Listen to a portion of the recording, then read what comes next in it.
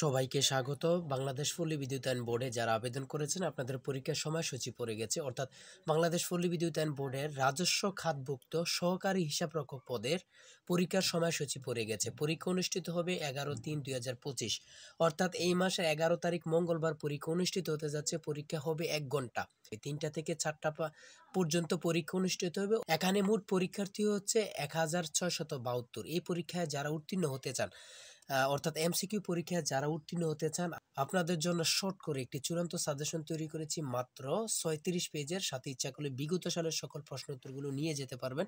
এই চূড়ান্ত স্পেশাল সাজেশনটি নিতে স্ক্রিনে দেওয়া হোয়াটসঅ্যাপ নাম্বার রয়েছে, ইমো নাম্বার রয়েছে, দুটোর মধ্যে যে কোনো একটি মেসেজ করে সাজেশনটি সংগ্রহ করুন। সাজেশনের মূল্য মাত্র 100 টাকা।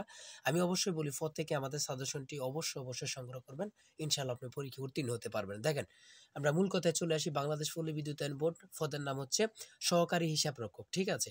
এখানে রয়েছে বাংলাদেশ পল্লী বিদ্যুতায়ন বোর্ড, স্মারক নং এত। আপনারা এই পদে আবেদন করেছিলেন, আবেদন করেছিলেন 11-3-2025 মঙ্গলবার পরীক্ষা অনুষ্ঠিত হবে। এখানে পরীক্ষার্থী মোট হচ্ছে 1672 জন। পরীক্ষা অনুষ্ঠিত হবে Kurmitola high school and college, Khilkhet. এবং বিশেষ করে বলি, এখানে রয়েছে প্রার্থীদের অনুকূলে ডাকযোগে কোনো প্রবেশপত্র প্রেরণ করা হবে না। প্রার্থীদের এই ওয়েবসাইটে গিয়ে আপনাদের প্রবেশপত্র ডাউনলোড করতে হবে প্রিন্ট করে, ঠিক আছে। অবশ্যই পরীক্ষার সময় প্রবেশপত্রটি সঙ্গে নিয়ে যেতে হবে। পরীক্ষার হলে মোবাইল ফোন, ক্যালকুলেটর, ডিজিটাল ঘড়ি, ব্যাগ ইত্যাদি কোনো কিছু নেওয়া যাবে না। 3 নম্বরে রয়েছে প্রার্থীকে পর্যাপ্ত সময় হাতে রেখে, অর্থাৎ আপনারা পরীক্ষায় হওয়ার 30 মিনিট আগে কিন্তু কক্ষে পৌঁছে যাবেন, এটা আপনাদেরকে বলেছে।